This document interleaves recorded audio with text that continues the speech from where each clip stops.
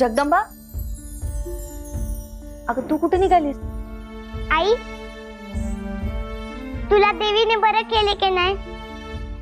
मग मला पण त्याचे आभार मानायला नकोत का? आलेच ना मी.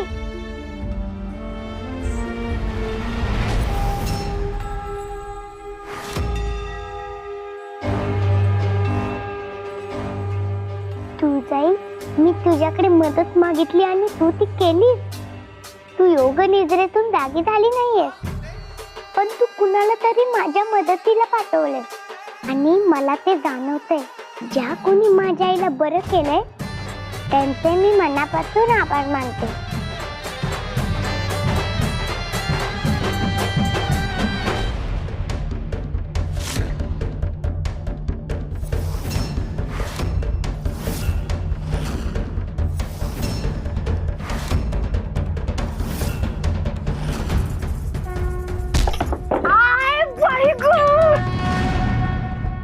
लागलं माझ्या हाताला, मोडला माझा हात.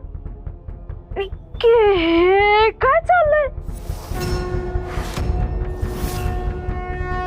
जगदंबेनी काय चटूक बेटूक तर केलं नसेल ना? हे काय, ह्याला तर कोंब पण फुटले नाहीत अजून. धान्य अचानक नाहीस झाल्यात, काय बी कळणं झालंय बघा. कुणी चोरून तर नेलं नसेल ना? आपण काहीतरी उपाय काढू ना याच्यावर. अहो पण जनक बाबा, उपाय तरी काय काढायचा आता? देवी आईच्या प्रसादानं आपलं धान्य वाचवलं होतं. आताही प्रत्येकाच्या घरात काही ना काही उरलं असेलच ना, ते एकत्र करूया. देवी आईच्या परडीमध्ये धान्य गोळा करा. तो देवी आईचा जोगव असेल. जसं तिचा प्रसाद या परिस्थितीत टिकून राहिला, तसा तिचा जोगवा सुद्धा आपल्याला जगवेल. हे 9 दिवस देवीचा जागर आहे. मला खात्री आहे, देवी कुणालाही उपाशी ठेवणार नाही. पैसे ठेवणार नाही. पैसे ठेवणार नाही. पैसे ठेवणार नाही. पैसे ठेवणार नाही. पैसे ठेवणार नाही.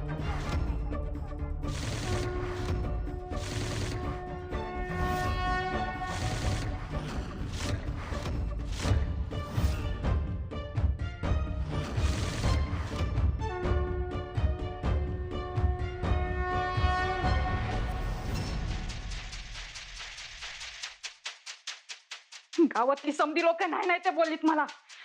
नालाय काय, लबाड काय, हलकट काय, तोंडाला येईल ते बोलत होतीस. अगं आता बोलणारच की तसं. तू कामच तसं केलेस. मी काय म्हणतोय सुंदरी, अजून बी येळ गेलेला नाही. तू रागाच्या भरात जे केलेस त्याचं प्रायश्चित्त घे. कसलं प्रायश्चित? अगं ते समध्यांचं धान्य ज्याचं त्याला परत देऊन टाक, म्हणजे कुणी रागवण्याचा प्रश्नच येणार नाही. आवा आधीच डोसकी फिरल्यात लोकांची. आणि आपण जर सांगितलं की हे धान्य मीच आणलंय, तर जिथे ठेवायची नाहीत मला.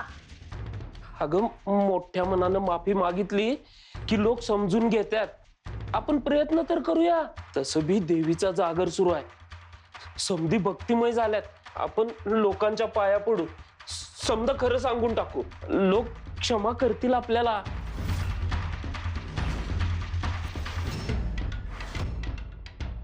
क्षमा?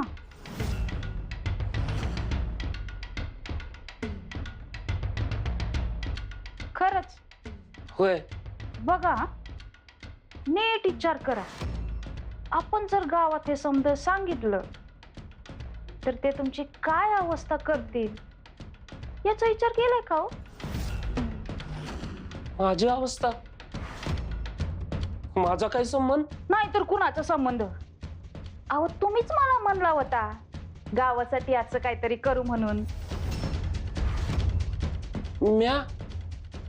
म्या कधी सांगितलं होतं? कशापाई खोटं बोलताय? अहो तुम्हीच सल्ला दिला होता मला. लोकांकडनं धान्य उचलून आणायला बी तुम्हीच उचकवलं. माझी तर काही इच्छाच नव्हती बुवा.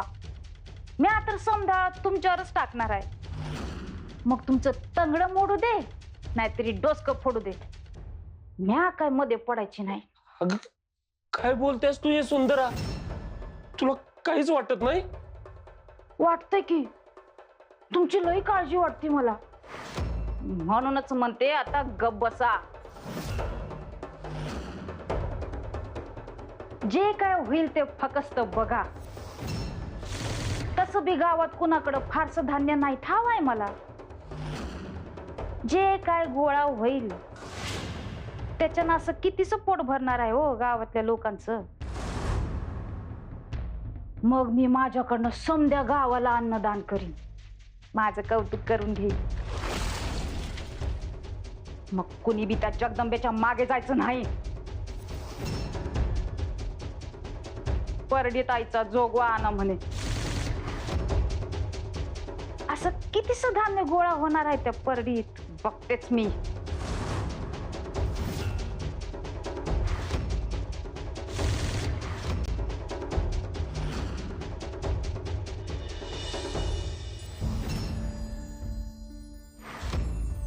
माई, घरात जे काय धान्य उरलं असेल ते द्या.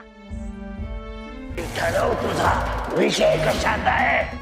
तुला हवंय कोण?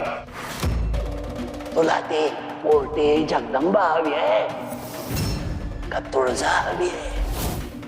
हा ज्ञानाचा दिवा म्हणजे एखादी वस्तू किंवा स्थान नव्हे.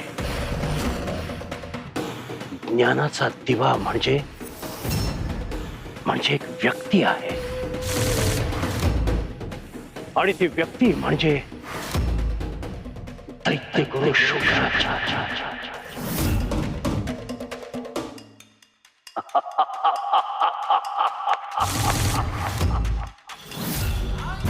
तुम्ही कोण आहात मला माहिती नाही, मी ओळखू शकत नाही, पण तुमची शक्ती जाणवते. तुळजाई आली की तिला मी सगळं सांगणार. तुम्ही कशी मदत केली,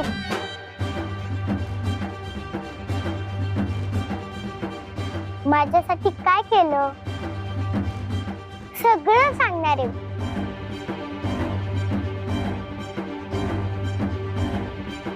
तुमचे खरंच मनापासून आभार.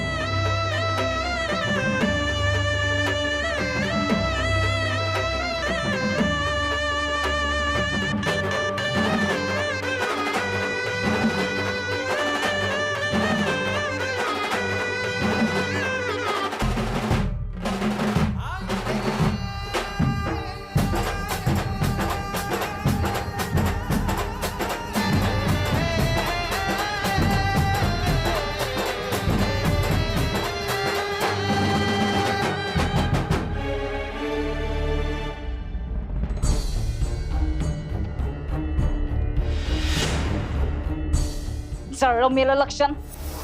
समजा धान्य तर या जातात घातलं, गेलं कुठं? पीठ तर पडलंच नाही. असं कसं?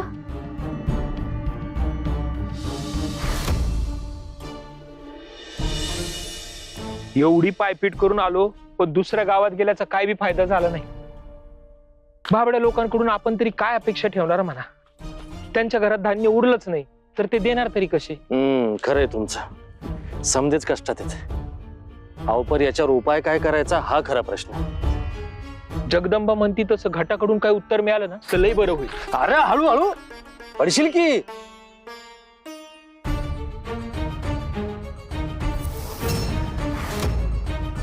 एवढं पीठ कुठनं मिळालं रे तुला? दमान दिले सगळ्यांना पीठ वाटती. जगदंबा पीठ वाटती? अरे पण धान्य तर एवढंच होतं. एवढं भांड भरून पीठ कसं काय निघालं? अहो काका, या भांड्याचं काय घेऊन बसलाय? अशी किती तर भांडी भरतील, एवढं पीठ दळलंय तिनं. तेच समजा लोकांना वाटतंय.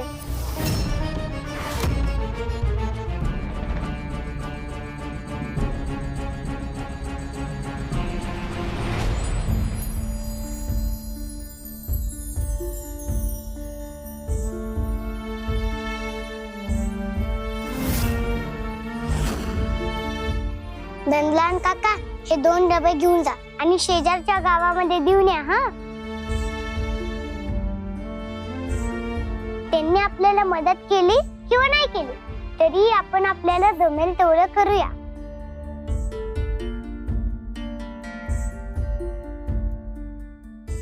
हो, मी लगेच जाऊन देऊन येतो.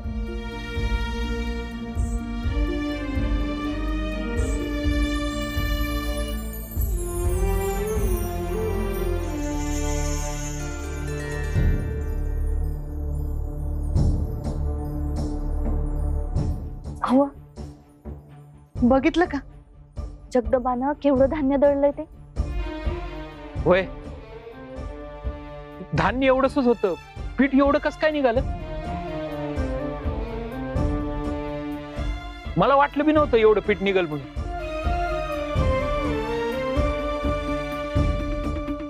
जगदंबा, लई मोठी कामगिरी केलीस ग तू. जगदंबा, कसं काय जमलं तुला? बाबा, मी म्हणलं होतं ना, तुमची श्रद्धा आहे तसा माझा विश्वास आहे देवी आईवर. मी पीठ दळायच्या आधीच समद्या गावातून भरपूर भांडी मागून घेतली होती. धान्य कमी असलं तरी भरपूर पीठ निघणारच असा माझा विश्वास होता.